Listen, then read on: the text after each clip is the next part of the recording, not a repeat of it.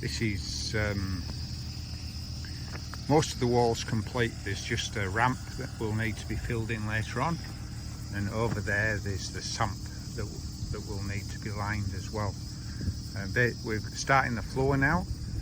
We lay the GCL with the telehandler, and we lay the HDPE with the excavator, because we're not allowed to track over the top of the GCL to place the liner.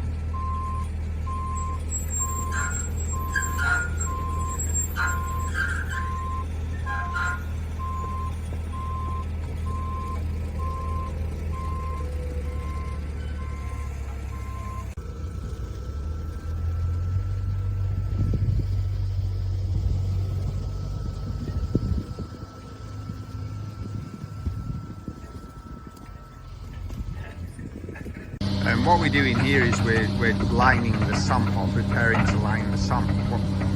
On the overall job, we placed a heavy geotextile over the top of the liner. It's 800 grams per square metre geotextile. It's a protection layer. It's been tested, and the test showed that it's capable of protecting the liner, the HDPE liner, from the gravel under pressure. What happens is we've got the GCL underneath. You can see all the layers here, the GCL near the sump there, and that's covered with the HDPE. And then on top of the HDPE we have the heavy protection geotextile. Then on top of the protection geotextile we have a system of drainage pipes, the HDPE pipes.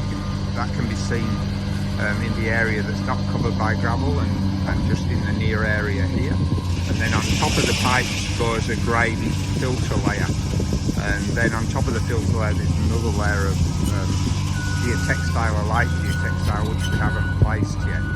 But all the layers can be seen around the sump. The sump area here is the last piece to get lined. It's the lowest spot.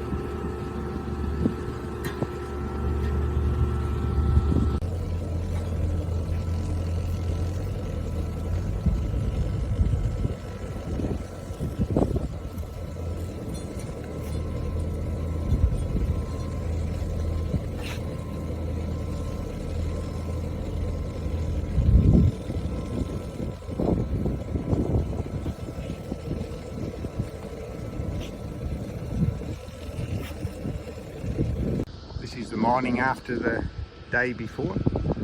We've finished the lining on the, well, we've got the sump all black. We've still got quite a lot of extrusion welding of patches and things to do, and the QA on the sump, but the sump is lined. We've also then got to bring the protection geotextile, the cushion geotextile over the top of the whole thing, and then they have to bring the filter gravel in over the top of the whole thing as well.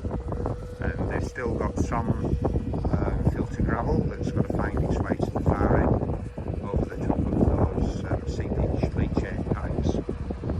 The white stuff you can see here is the heavy geotextile, like I said before, and it's about an 800 or 1000 grams per square metre.